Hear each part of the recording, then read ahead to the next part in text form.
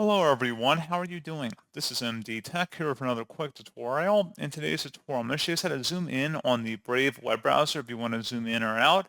So this should hopefully be a pretty straightforward process, guys. And without further ado, let's go ahead and jump straight into it. So what I have to do is open up Brave, and then you can just tap the Control key and then your mouse scroll, the middle wheel. Just scroll in or up if you want to make it more zoomed in, or zoom out if you want to scroll it back.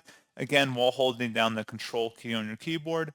You can also select the hamburger icon up at the top right, and where it says zoom, you can click the plus or minus sign depending on your preference. And that's pretty much it.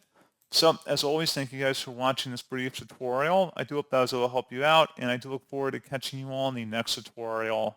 Goodbye.